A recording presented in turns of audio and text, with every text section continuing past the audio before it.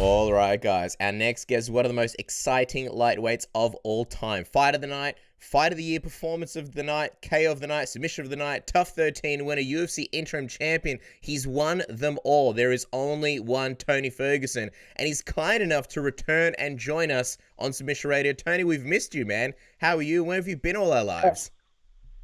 Poodles and pussies, what's your beef, motherfuckers? Thank you very much. I had to reuse that one. Thank you very much for having me on the show. I missed you guys, man. Well, Hope everything's going well out there.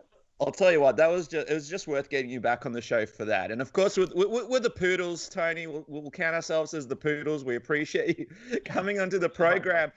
Man, listen, there's a lot to talk to you about. I want to just quickly start off with this UFC 254 viewing party that happened a couple of days ago. I mean, we have to ask, considering that it originally looked like it would be you fighting on the event itself, what was it like watching the event from what we can only imagine was the SnapJitsu HQ? I had a lot of fun. We worked very, very hard in the last couple of months, making sure that my academy is up to par. You know what I mean? Mm-hmm. We were supposed to do a couple different viewing parties for everybody because, I mean, after the fight, I wanted people to see exactly what the fight did to me. And it never injured me. What it did was it's kind of like Kung Fu Hustle. You guys ever watch Kung Fu Hustle? Mm-hmm. The classic. So the guy, you know what I mean? The guy takes a whole bunch of damage. It ends up opening up his his chi channel. Like for myself, like I'm moving faster than I've ever moved. I'm stronger than I've ever been, and I'm more cut than I've ever been right now. I don't have anything to worry about. I don't have a 12-fight win streak. I don't have a fucking belt. Like I don't have anything else like that. So watching these fights this weekend, I took it as a spectator. I really did. I did my best to kind of like make my academy look fucking phenomenal. It looks really good. So props to my boys last week. Like I said, man, we've been crushing it. And the Resolite match guy here, and we had my match. I had my projector. My wife hooked it up for my birthday. And we made that shit happen, dude. We did intermissions between the fights where UFC guys were like, hey, you know, can you guys do something? You know, keep this in. Because the fights were going fucking quick. There were knockouts, man. It was impressive. Did you guys watch the fights? Oh, of course, man. We were on the edge of our seats. And I did see you watching. I saw some videos. I saw the projector. I saw your son playing, I don't know if it was PlayStation or Xbox, but he was playing it at some point. So the SnapJitsu HQ looks absolutely sick. I am curious, though. I did see the video of you watching the finish of the fight. You know, you were yelling passionately at the screen. What did you think of the fight itself, man? Yeah, absolutely, man. I told him to fucking record that shit. Yeah. I wanted you guys to see that. It's also going to be on Fight Pass. So when the replay of the video, you guys get to see, dude, it's not a fucking hidden shit. I'm not bullshit, man. When everybody else exhausted all their fucking world tickets with me, that's when I kept notes and I saw people who talk shit, and I didn't do interviews with anybody. The same thing with Dana, man. Like, I'm the only guy that forwarded his fucking call to voicemail. I'm not proud of that, but fuck off. You know what I mean? The same thing with Joe Rogan. You want to fucking me to go do on your podcast? No, dude, I'm cool, man. I don't do shit just because it's fucking cool. I'm a trendy motherfucker, and if you've watched around the world, a lot of people like to sample from my shit. So me and my team, we're working diligently and hardly to keep creating content for you motherfuckers. A lot of people don't get it, why I dance so much. But it's the same thing, like when all the people that were enslaved, right? They came up with capoeira because it was a dance art, and everybody else made fun of it, and they didn't even pay attention to it, but it was one of the most deadliest fucking arts out there because it was disguised through dance. I get criticized by people on breakdancing. You know, sometimes they're like, oh, you're not doing it right. I'm like, fuck you, bitch, because I'm fighting. And then you're fighting people who are like, oh, you're not doing it right because you're dancing. Oh, fuck off, dude. Then obviously what I'm doing is right. Because the term casuals and hardcore, you know, that's out there. And now we got fighters that don't want to fight. So right now, I consider it my belt. I need to fight for the title. Doesn't matter who the fuck it is at 155, or I'll go up to 170 and I'll bump a couple people around like I knock motherfuckers' heads off. This is what I do, bro. What did you think of the fight itself between Justin and Khabib and the way it played out?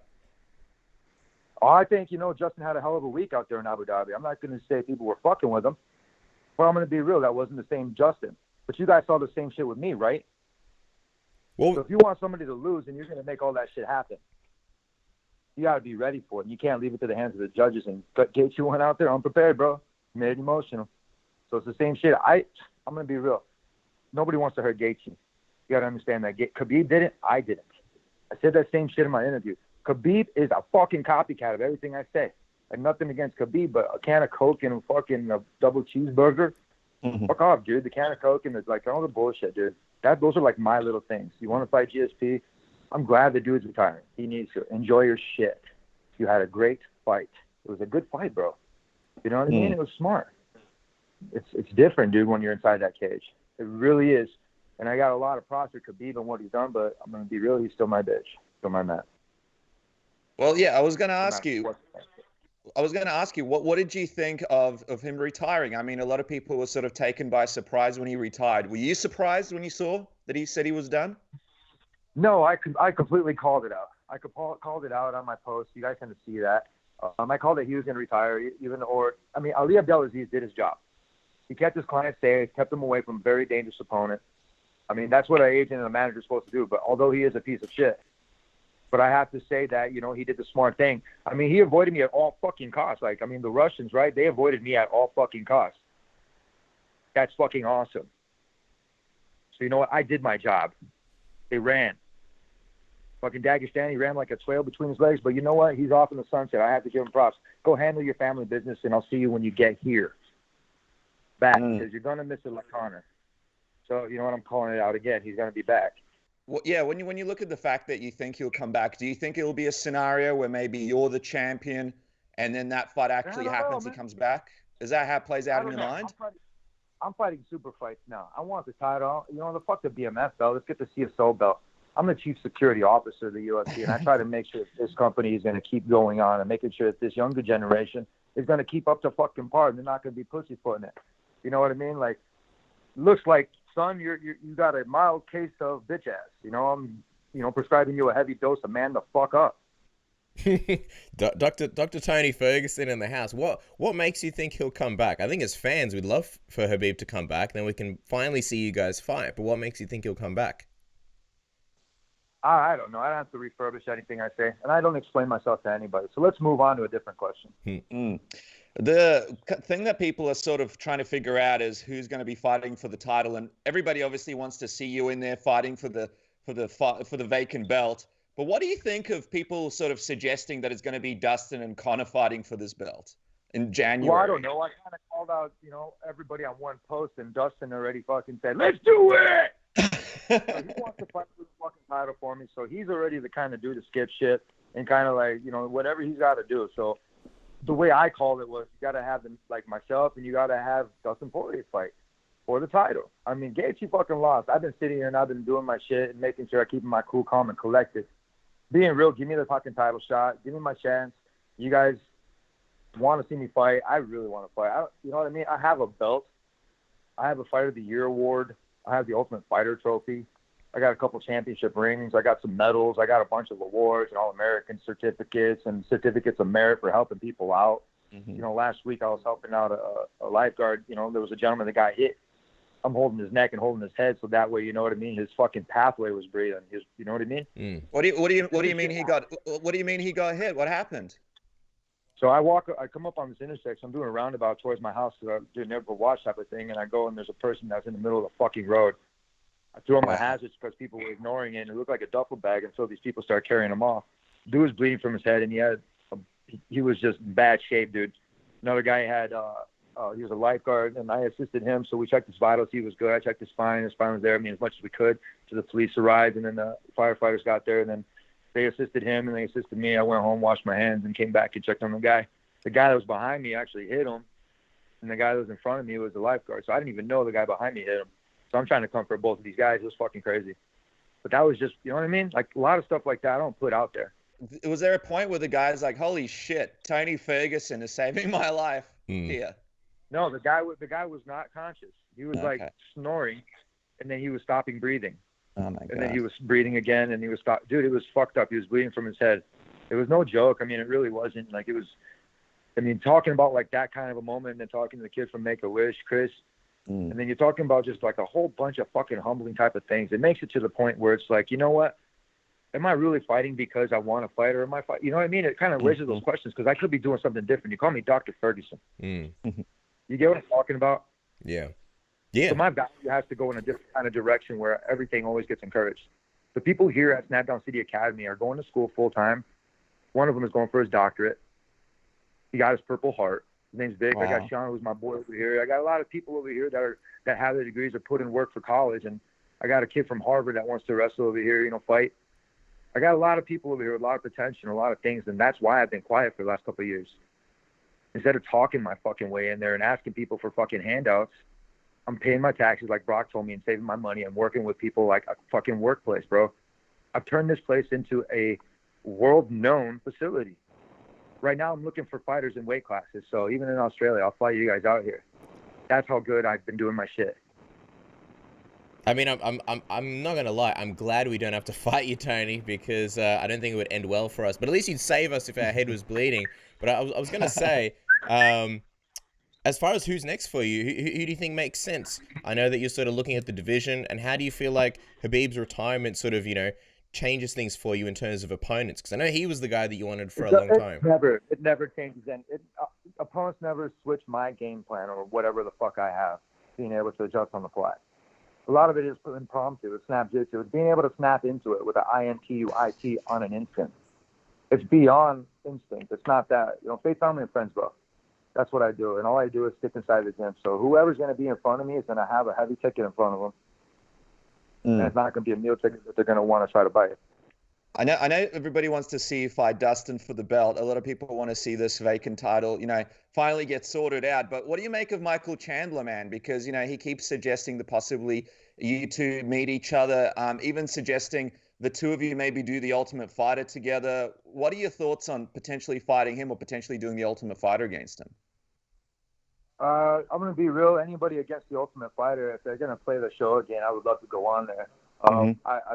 It would be funny as fuck. It'd be cool, man. Be an alumni. Everybody else has been invited on this, so fuck you, pay me. Let's go. Let's make that shit happen. Watch my team win it all. Team Lesnar, Team Ferguson. Yeah, well, it'd be a massive homecoming for you, given your origins on, I believe it was Tough 11 with Team Lesnar. So it'd be great to see Tony Ferguson on the show. I know you say the opponent isn't sort of that important for you, but what about the belt? Do you feel like you can slot in there and fight for a vacant belt right now? Yeah, absolutely. I'm ready for a belt. That's why I said I'm going to throw a little bit more media out there. I haven't done it because I haven't had a reason for it. Even because, I didn't want to scare Khabib away. But even without fucking fighting that bitch, I made him fucking retire. So like I said, props to you, right off in the sunset with your fucking hat. When you come back, I'll put my fucking baseball hat against your hat, and we'll have a nice culture fucking exchange. You know what I mean? So like I said, he can ride off in the sunset, he can do his thing, but I'm not going to change because somebody else is gone. I have to keep on my pathway. Props to him, for completing his mission for his pops and everything like that. But my family would want me to keep continuing on in my dream and all my stuff and making sure I keep my word against other opponents. Yeah, absolutely.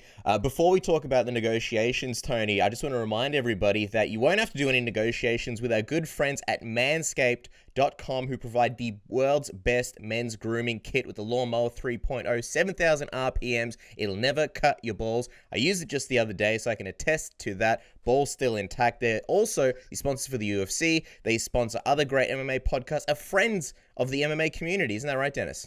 That's right, Cass. And the good news is it's now available to all our Australian listeners as well. Use the right tools for the job and be one of the first to experience their life-changing products. And can I suggest, Cass, they can jump on, obviously, manscaped.com and use the submission code to get 20% off and free shipping. And check out the Perfect Package 3.0, which also includes the Lawnmower 3.0 that you mentioned. Perfect Package also has the Crop Preserver, the Crop Reviver, and you get 2 free gifts, by the way, the Shed Travel Bag and a high-performance anti-chafing Manscaped Boxer as well. So you can't go wrong with this Perfect Pack. It really is perfect. Get your boys sorted right now because no one likes a stinky ball bag in the gym, on the mats, or in the bedroom, Cass. But anyway, let's get back to it because, Tony, we thought we'd see you at this event. Obviously, that didn't happen. What would be different about the talks and negotiations with the UFC this time around for you to have it the way that you sort of wanted it to be? Don't pay somebody more than me. Don't pay anybody more than me. If you're going to pay Conor more than me, I understand that. But don't pay anybody fucking more than me in this division. Like, seriously, especially a new guy. I've earned this right. I started from the mail room all the way through the fucking beginning, Dennis. Earned my right through all Fuel TV, Spike TV, Fox, ESPN, all the switches between Reebok and losing sponsors. Who's their main fucking guy that stays here and has been the same fucking guy? That started with cringe and became an asshole and then fucking became cool and then I'm a genius. And I was like Dr. Ferguson. What the fuck? Right? Dude, it's interesting that you mentioned Conor McGregor because a lot of people are saying that he doesn't deserve an opportunity to fight for the title considering he hasn't actually fought a 155 for a really long time.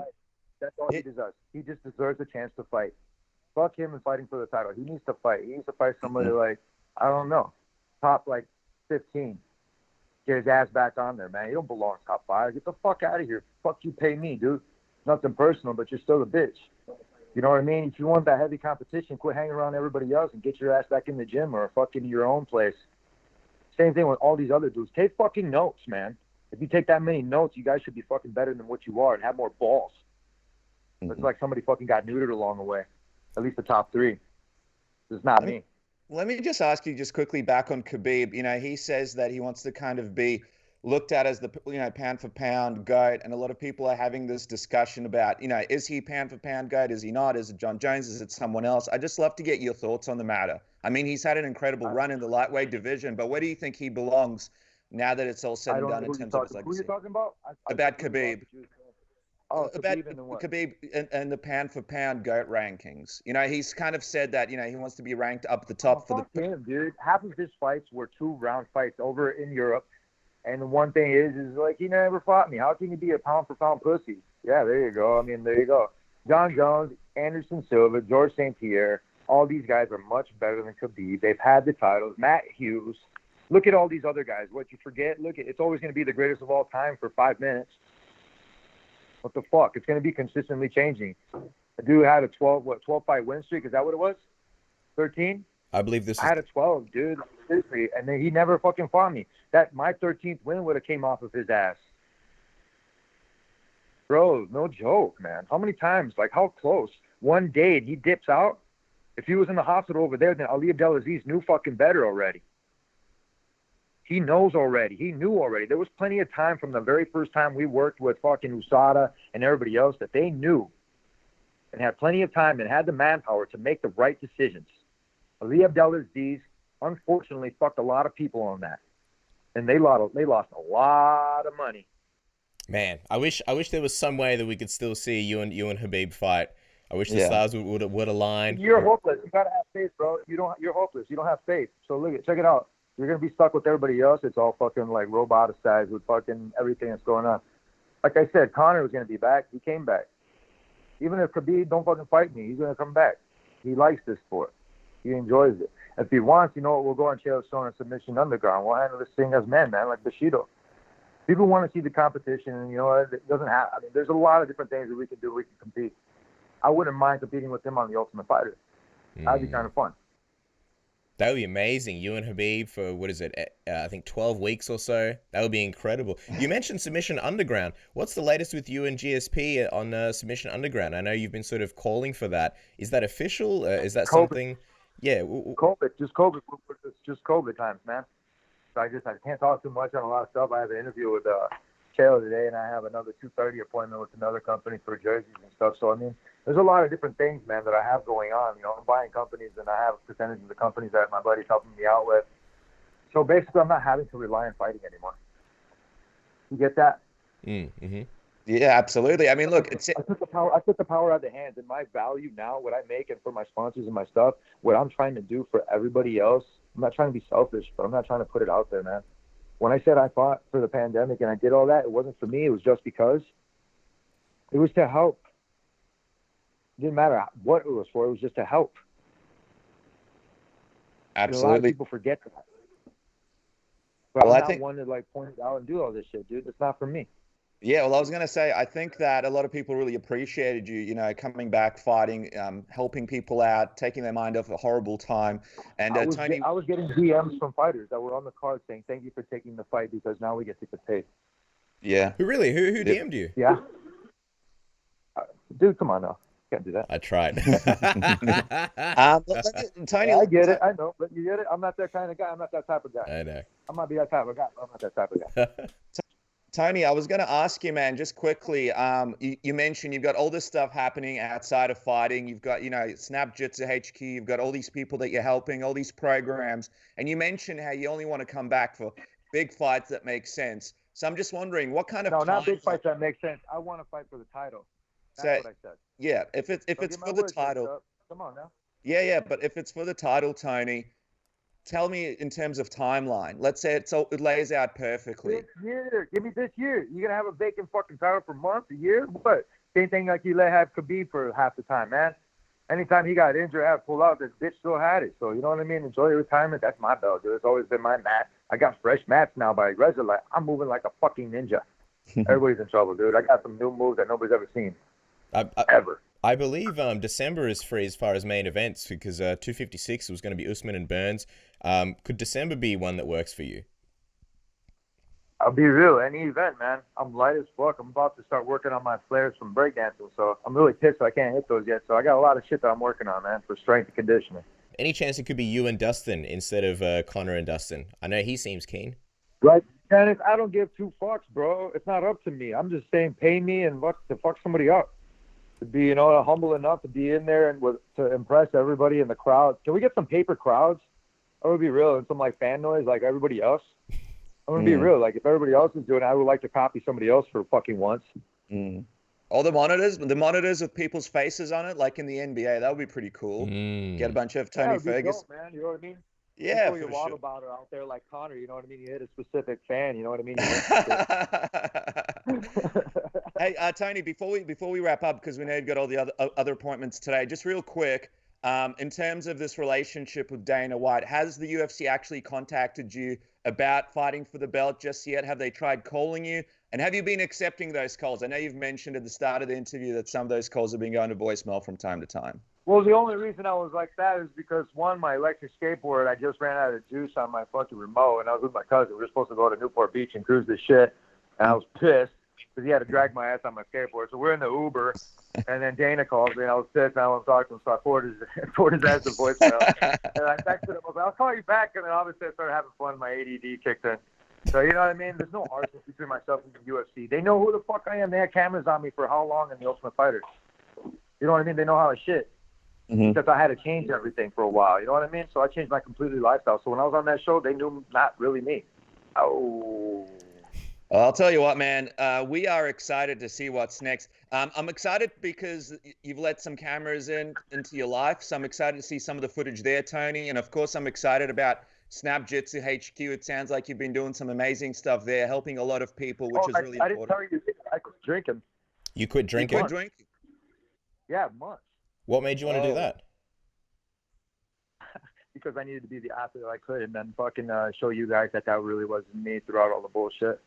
Was it for me to be a complete athlete? I'm gonna be real. I love Montejo and I do my shit, but in order for me to be the fucking Olympian that I want to be in this sport, I gotta make sure I'm putting fucking great fuel in me. So myself and perfecting athletes, like I said, my buddy Sean, my agent Lloyd, they're putting myself in good people. Like, you know, you have like, you know, small short out to like BioFreeze, you know what I mean? You have like the scalping things that I use to grasp them. Norma Tech, who just hooked me up with a brand new shit. I mean, you know what I mean? Like, these are the companies that I work with and that are really trying to help me. And they're making me really want to go back to school, bro. They're really making me want to go back to my PT. Like, you have no idea. So, like, each and every day, something always changes, and it makes me want to, like, learn my shit and just in my guys, just inspire them a little bit. You know what I mean? That's all I really try to do is because, you know, when you make it, and I don't consider myself making it, but everybody else does, I got to, like, you know, not lend a hand. It's almost like if you get over that wall, you got to help somebody else up. Even if you got to get your ass back on the other side and let them step on your fucking back and your shoulders. Right. You've definitely made it.